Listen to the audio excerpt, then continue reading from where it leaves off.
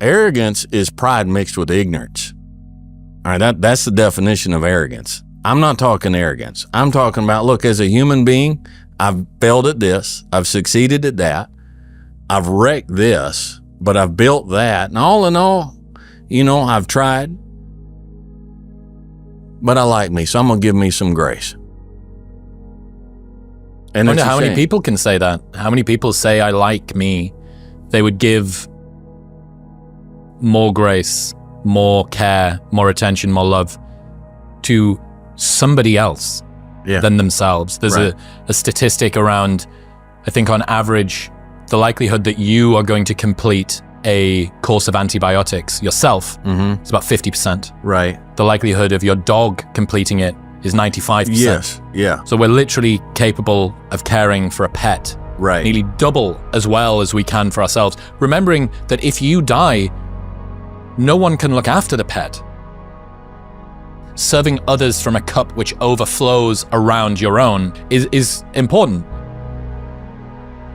Tell me, how do you like yourself? Find somebody that you like, that you genuinely like, and figure out what it is about them you like. I like that. That's something I like. That person is, they're understanding, they're gentle, they're hardworking, they're honest. This is what I like about that. And incorporate that stuff into your own life. If that's the stuff you like, then incorporate that stuff into who you are. And then you like yourself. It's not rocket science. But if we become the person that we like, I have come to the place in my life where when I meet somebody and they don't like me, and you can tell, I don't care. I like me. And it's enough. This was a lesson that I realized toward the end of my 20s, where I'd accumulated a lot of success and status in maybe the way that modern society tells a young man that he should, with freedom and notoriety and women and stuff like that. And that was cool and like, to look back on, fun. But it was beginning to get to the stage where I didn't like me all that much. Well, I hadn't done anything bad, but I just felt like I was built for more. I was built for different, built for something else. Right. And I realized that I wasn't keeping promises to myself. Right.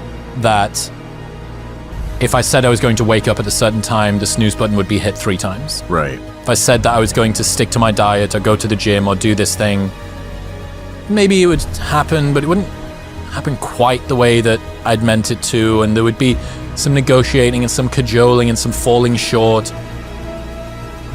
How can you have faith that you're going to go and do all of the things that you want in life when you can't not hit the snooze button?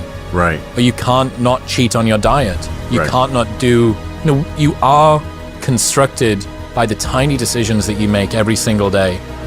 Well, I'll just say I came to a place in life where I just didn't like me anymore. I wasn't a very nice person. And I was just very on edge, very angry. So I had to make some decisions. I can't continue to live like this. Angry, there's no benefit to it. It doesn't fix anything. Anger, it just turned out, I'm like, this is not profitable. And this is eating me up inside. And I'm making stupid decisions. And this has just got to end. So I had to make some decisions. What's making me like this? I need to get it out of my life. And slowly over time, got a handle on stuff.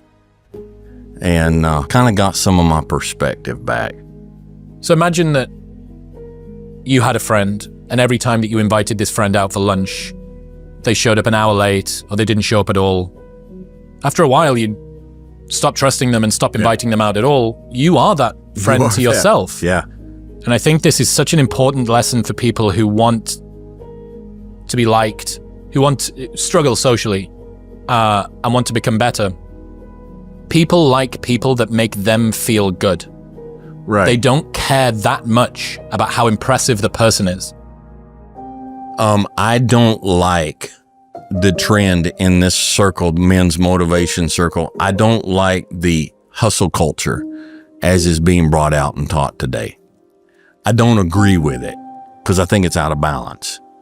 I think young men need to know that, hey, it's okay for you to sit down and to chill and to think.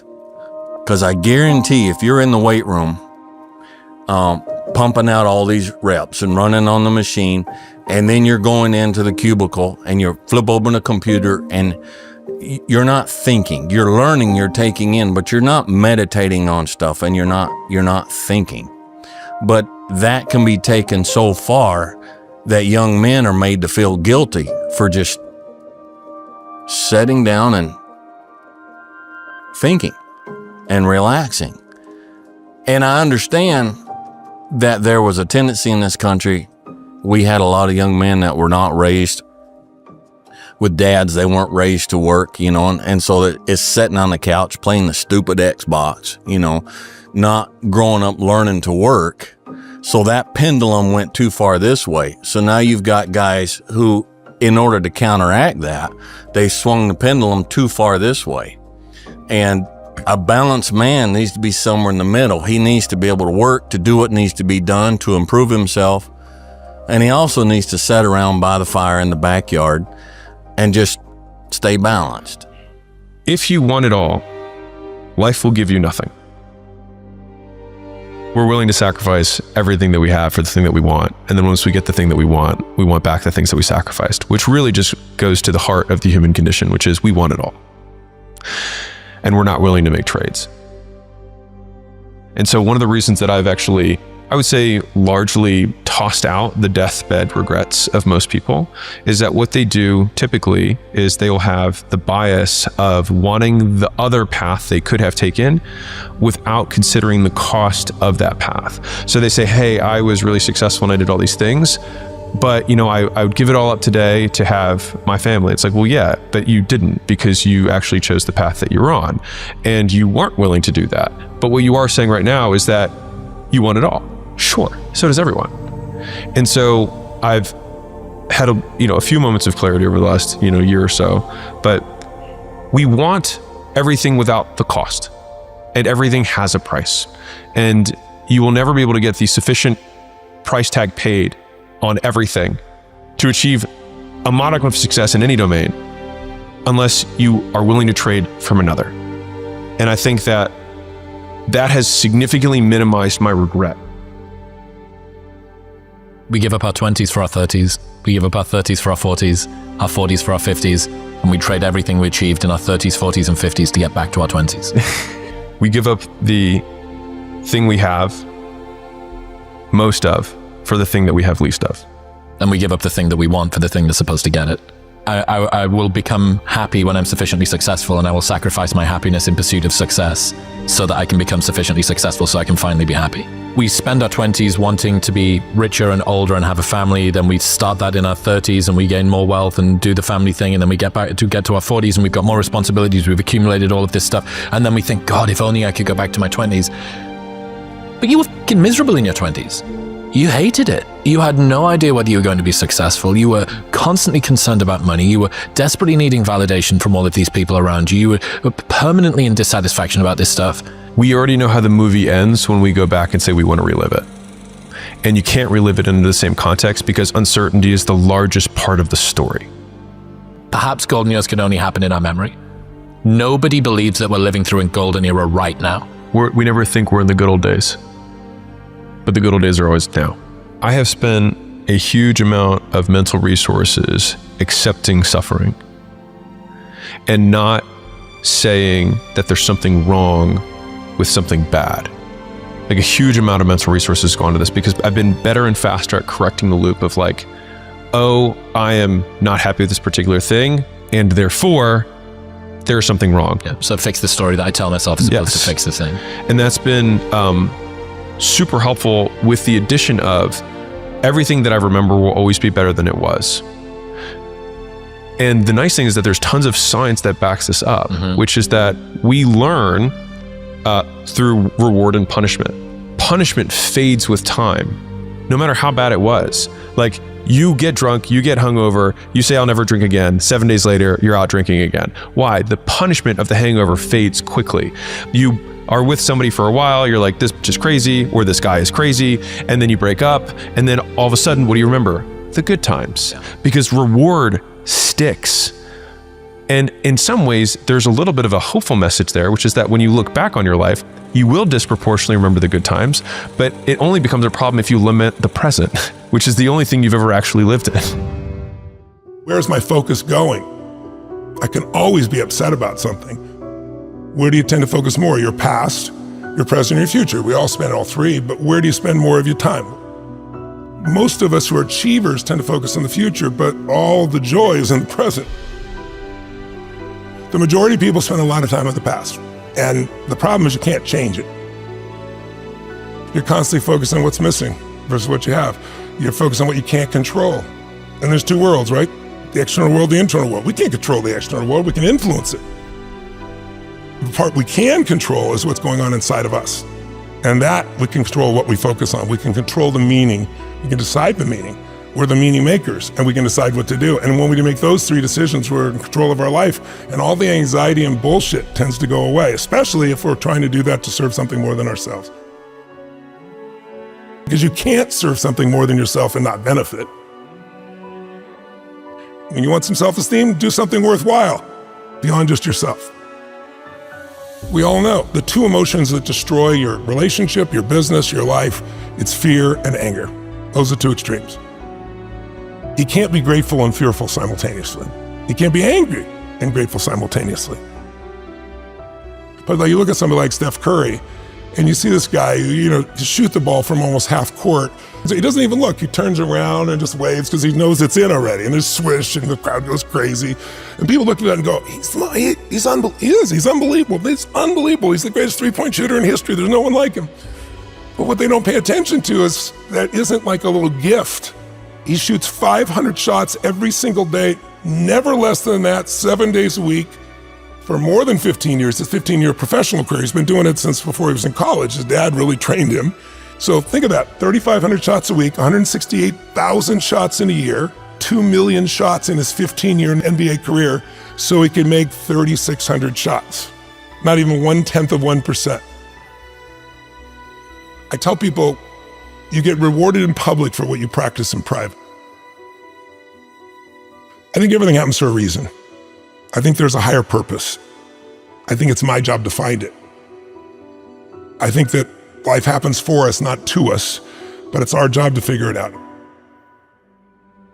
You're going to battle with internal things within you and external things, but if you keep going, you're going to eventually slay your dragons and you come out the hero of your own life and you have something to share that isn't bullshit. It's not something you read somewhere. It's something you've lived. Something you want. And everybody can feel you've lived it because it's a different level of ownership, And then, by the way, as soon as you do that, it happens again.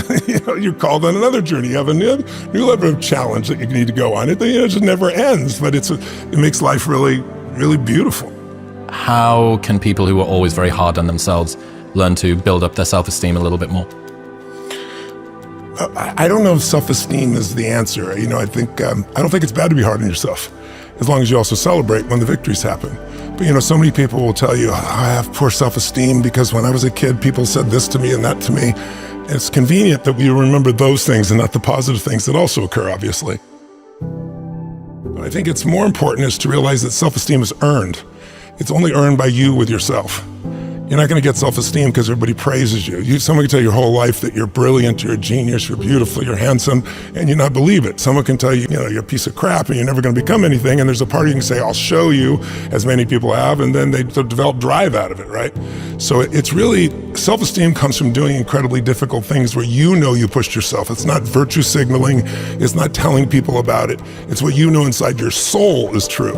And the more you do things that are incredibly difficult, and especially things that are meaningful, meaning they're not just about yourself, the higher that esteem would be. I think the most important thing for self-esteem is to find something you care about more than yourself.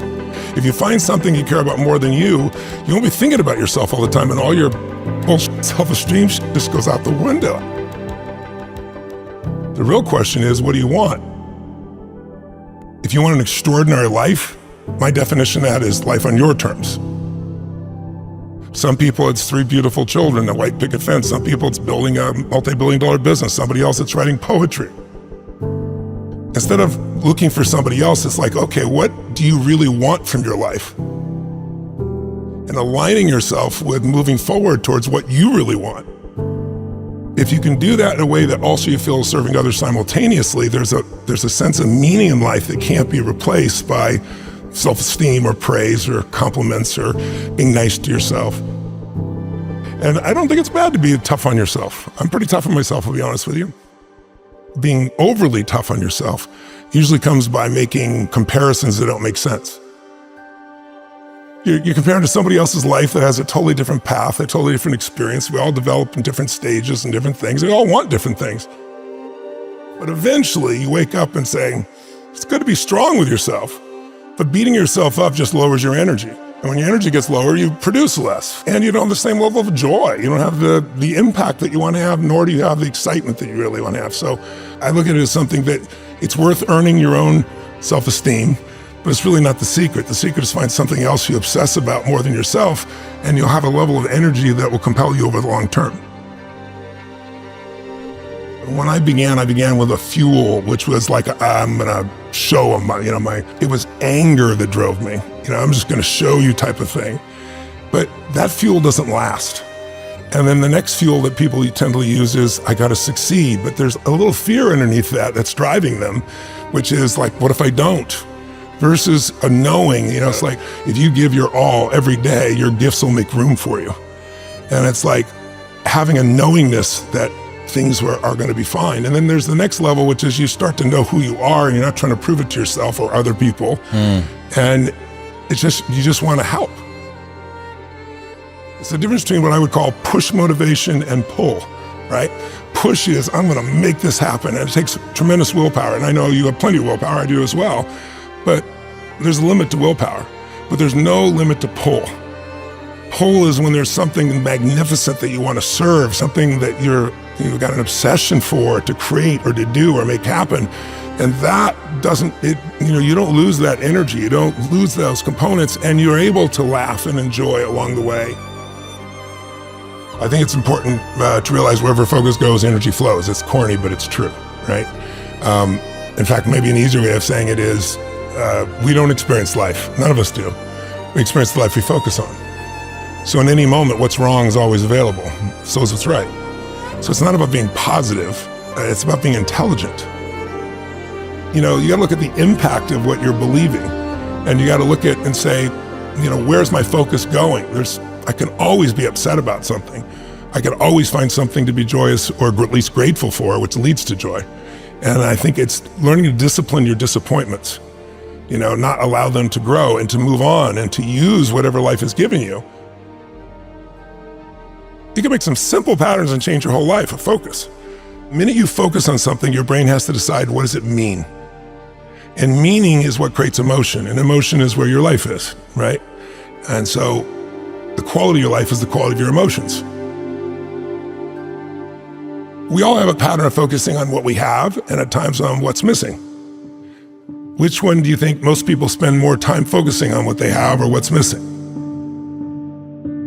You can engineer your life to have more happiness, but I think the real challenge is thinking so hardly about being taken seriously just represents your fears, right? It's like, I think spiritual development, when people talk about spiritual, not religious development, spiritual development is the level of comfort you can have with just being your real self. And I think that's not an easy task, because we all are trying to be something, but we already are that something we're trying to be. That doesn't mean you can't be better, but it's like accepting and appreciating what you really are, and instead of projecting, something else, takes a lot of pain out of your body, takes a lot of wasted energy out, and gets a lot of fears to just disappear. And I don't have an easy path for that. I think it's the hero's journey. I feel if I work my ass off, now I've done my part, okay, now come through me, let's do this, and it tends to flow. Life happens to me, or I happen to life, but life happens for me. Yes, not to me. Yeah, is a wonderful reframe. Yeah, I really believe it. But you got to dig for it. It's not easy. But it's got to be earned, right? Like, wishing for confidence without competence is just delusion. You have no evidence to say that you can do this thing. if you want freedom, if you value freedom, you can't possibly have it as long as you played the victim role. None of that makes you who you are. None of that controls where you are in your life. It's like, have you ever had something happen in your life that was horrible? I mean, it was painful. You'd never want to go through it again in a million years. You wouldn't want anybody else to go through it that you care about. But after 5 or 10 years, you look back and you say, I never want to go through it again. But now I see the wisdom in it. I'm glad it's like it made me care so much more. It made me so much stronger. It made something in me more. I mean, I'm sure you can relate to that, can't you? Yeah, for sure. I mean, you don't really realize it's just life. And then you learn a little bit more about yourself and you start to realize, well, look at all of the ways that I've had to compensate for that. Look at all of the ways that it's held me back. Look at all of the beliefs that I have about myself. And God, if only that hadn't happened, then I would be here or I would be there. And then you realize, well, the light side of all of that dark stuff is usually the stuff that I'm most proud of myself for. Yes. So the fact that you were maybe a little bit alone in childhood means that you're very self-sufficient when you're an adult. Mm-hmm. Or the fact that you didn't have anybody to support you means that you have no concern about working on your own and continuing to take a bet on yourself, so on and so forth. So you end up having this really strange loop where you go from unconscious incompetence in that you've somehow been through something that you really hate, to this sort of awareness of how it's held you back, to this awareness of how it's propelled you. And then you have to get to this really difficult place, which is, okay, so this is a thing that I kind of wish hadn't happened, and yet I'm grateful that it did. And it's like a psychological superposition that you need to hold in your head at the same time. You can't collapse it down into one. You need to hold both of these things. It's like, yeah, that's like, that shouldn't have happened. I really wish that, and had you have been able to see you, had you at 36 have been able to see you at 12, you'd have picked them up and given them a hug and said, I believe in you and you don't deserve this, but it needs to happen to you. It was meant to be. Now, I don't believe like everything's meant to be. I think situations are meant to be, and then it's our job to choose how we're going to use them or be used by them, right? I think that's the difference. But I think, we get easy times and tough times. Why is that important? It is incredibly peaceful if you've done the job in the beginning because you know who you are. Now you have an amazing life. If you turn around and look back with open eyes at your life, you see all the scars. The only way you cannot be humble in old age is when you refuse to look at the reality of your life up to today. That's the only way. Because nobody's skated through it perfectly. But this is what drives it sounds ludicrous in my ears, but my business endeavors today. This is the core of what drives me. Okay? There is no business out there that I can take on. There is no monetary endeavor that I can take on that is worth the gamble of me losing me. It took me years of a lot of grief and pain and work to get to be who I am today in spite of who I was.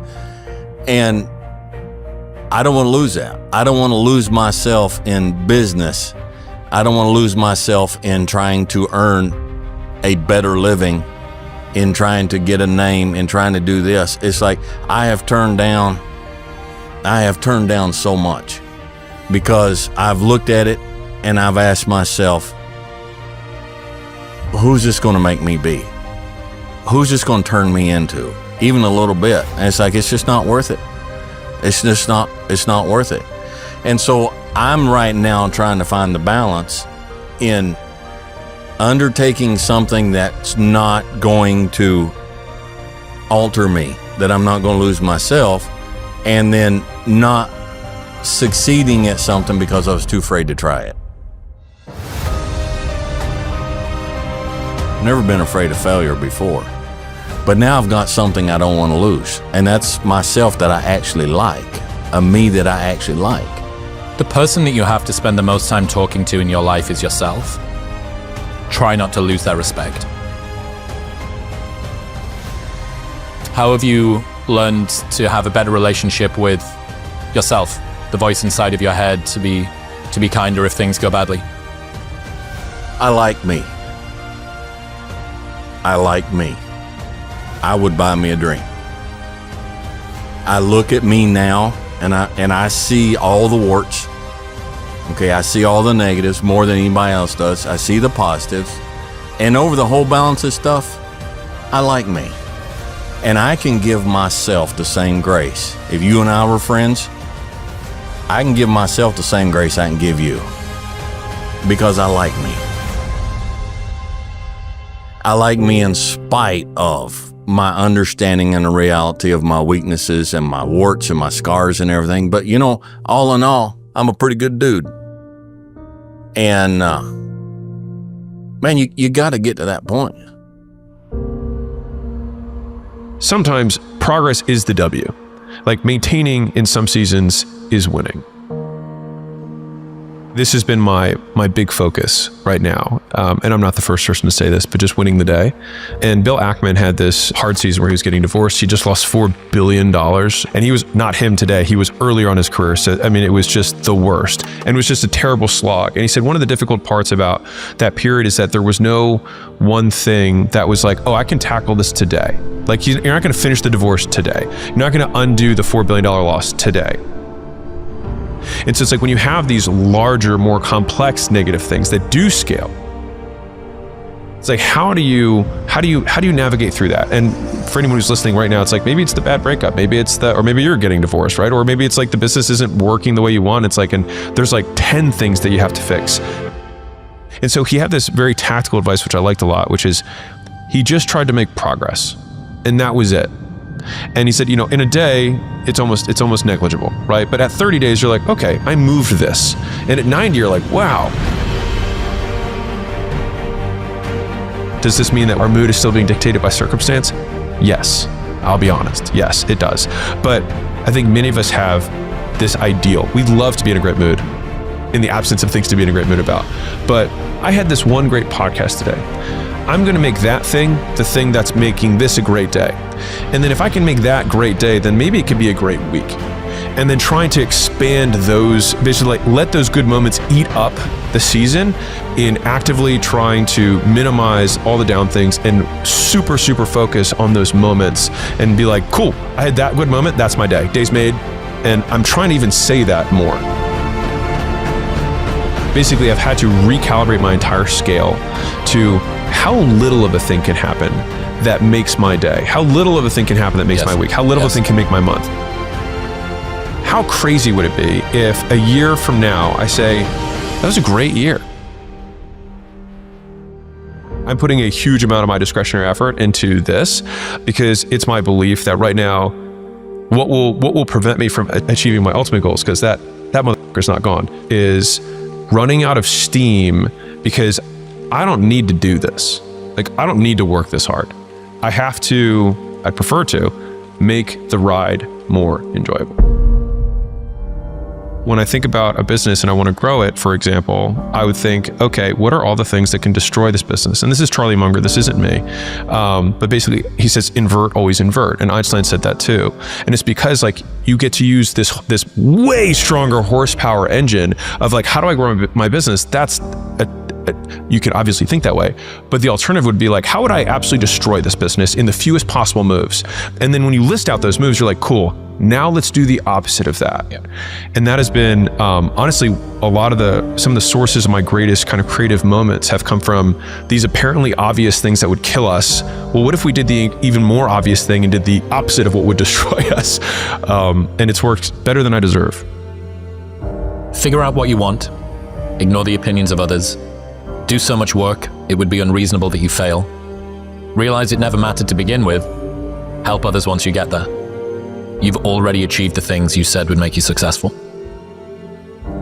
Yeah, the first 5 steps there is basically my master life plan. I had a pretty terrible first out of college experience of work, but from that I learned some of the most important life lessons that I still take to this day. And that boss particularly said one thing to me one day. She said, figuring out what you want is 99% of it. She said, once you know what you want, getting it's the easy part. And I kind of adopted that as a worldview, because it's like, once you're really clear, like this is what I want, then everything that's not that is what I'm willing to give up to get it. now, that thing can change. And I think that's the part that people miss. And I think we should all have permission to change what we want in any given moment, and not having basically sunk life bias of like, I put 10 years into this thing, and that's okay, and that's what I needed to do at that time, and today I'm going to change everything.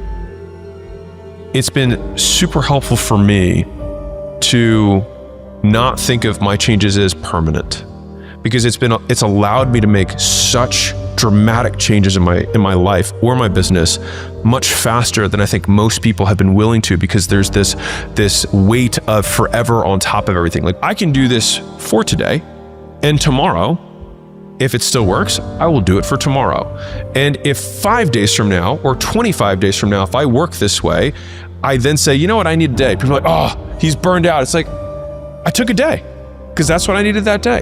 And I think giving myself permission to have that freedom has allowed me to take significantly faster action, because who am I apologizing to?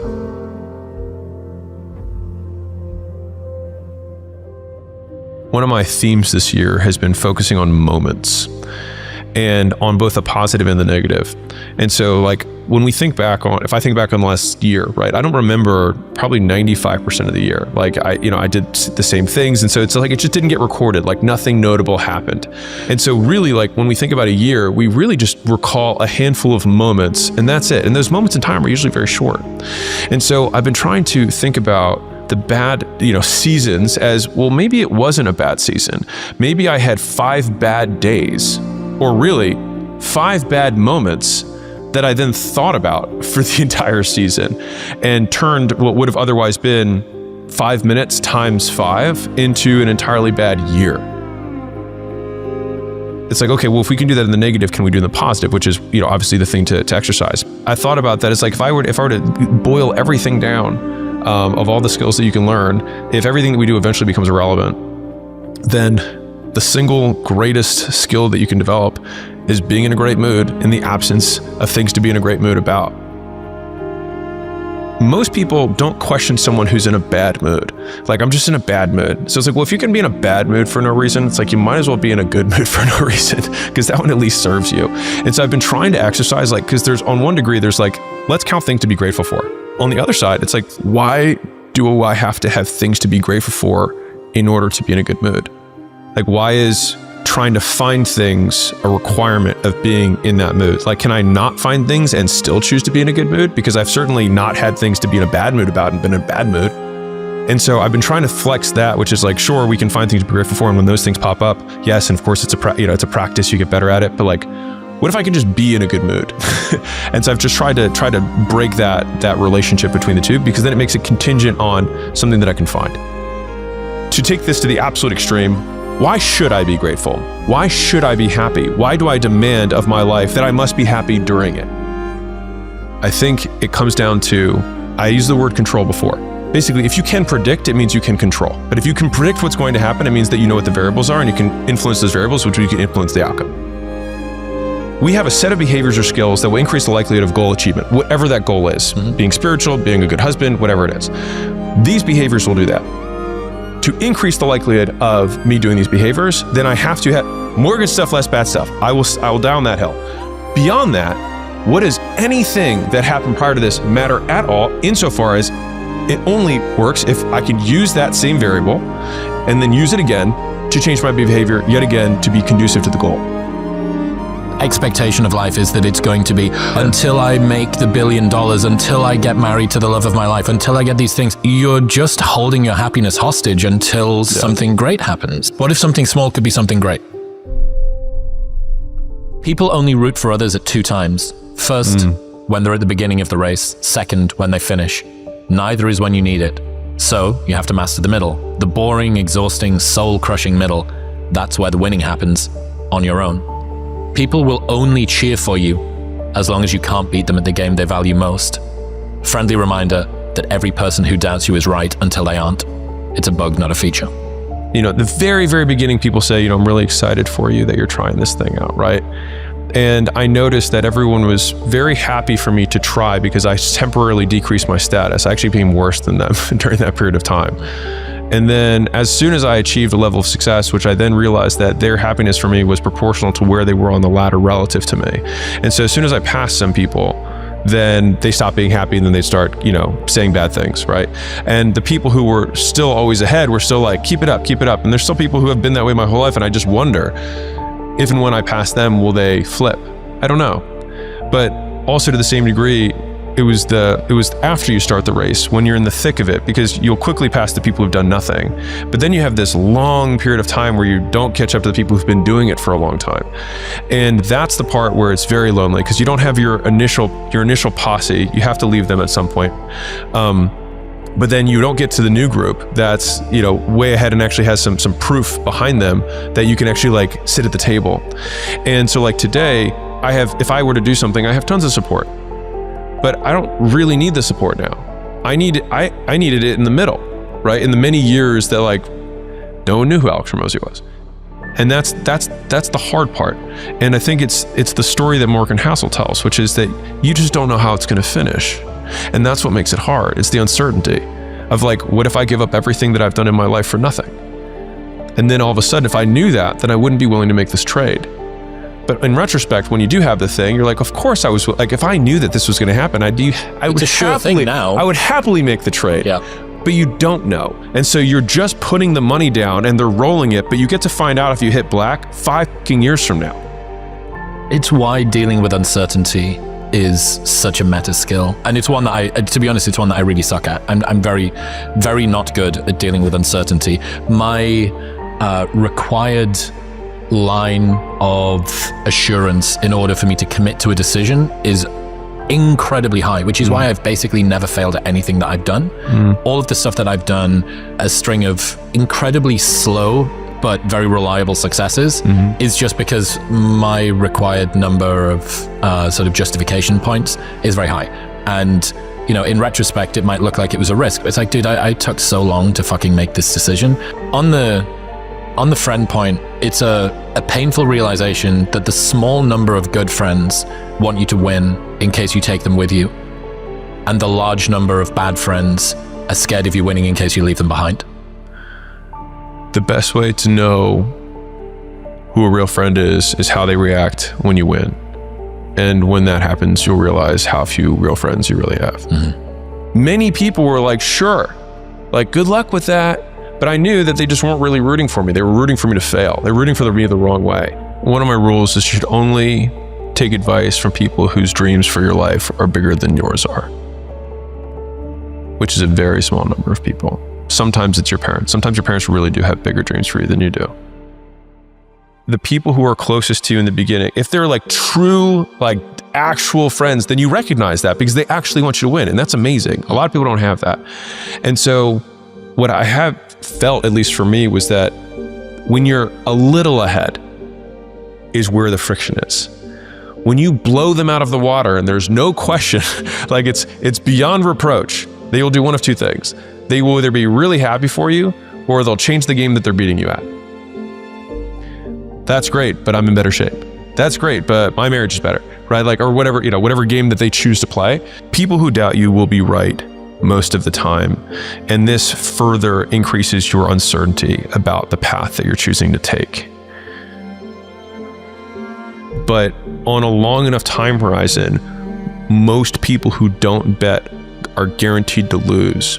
And so they get to win at being right more times than you get to win at being right.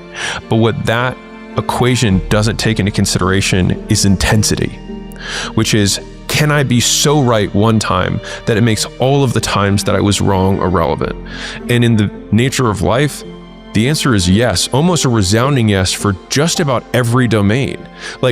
Everyone can say that every person you've ever dated has sucked, and they can predict that you're going to break up until you find the person that you're going to marry. And in that moment, who fucking cares about the other 90 people that you went on dates with, that everybody said was a bad idea, or that you have a bad picker, or you don't have a good taste? It's well, you're not marrying them. I date in a way that's different than you would prefer. Great, but I did end up finding this thing. The first thing that I ever did was an online an online fitness thing and it kind of worked. And then I did my first gym and it kind of worked. And then I started all these other side projects. I got distracted and I didn't know. And the downside risk is significantly smaller and more frequent. It's both. You're more likely to lose and it's more likely to happen more times. It's just that upside is uncapped. And I think about this one a lot. So there's this story of the guy, do you know the guy who wrote Jingle Bells? No. So I didn't even know that was. I thought it was like Happy Birthday. I thought he was just gifted to humanity when we started. So there's this guy. He has the most tragic life you can imagine. Just like did nothing but failed. Was a failed everything, and his entire life was nothing. He just happened to write this small thing called Jingle Bells, and it has become, the #1 song at Christmas time, like maybe globally.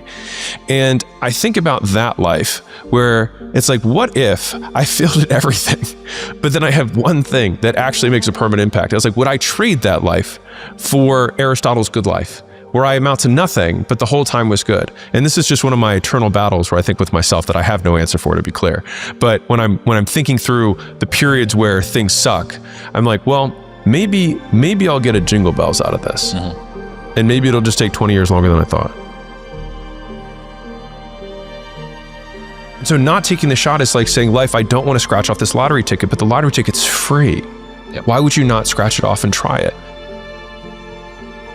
Whatever reasons that we usually give ourselves in the beginning for why we can't achieve something, you can almost always find not only just someone, but someone who's achieved world-class levels of success with worse conditions than you currently have, which then means it's absolutely possible. And then the only thing that it takes to get there is work. I think type A people have a type B problem, and type B people have a type A problem. Insecure overachievers need to learn how to chill out and relax, and lazy people need to learn how to work harder and be disciplined. Given that you subscribe to me, I'm going to guess you're probably type A, some version of a walking anxiety disorder harnessed for productivity, as Andrew Wilkinson says. Here's the thing you may have already realized. Type A people with a type B problem get very little sympathy, because a miserable but outwardly successful person always appears to be in a much more preferential position than the content being lazy but on the verge of being bankrupt person. The problems of opportunity will always get less sympathy than ones of scarcity. One feels like a choice, the other like a limitation. I need someone to teach me how to be disciplined and work harder, feels noble and upward aiming and charitable. I need someone to teach me how to switch off and relax, feels dopaminergic and addicted and transactional and opulent. Every underdog movie ever has a training montage of someone working their life out by working harder. None included a guy learning how to log out of Slack at 6 p.m. or finally enjoy a beach holiday. Type B problems are just as tough as Type A ones, but they require a much less sexy solution, peace, one that you can't achieve by just working harder.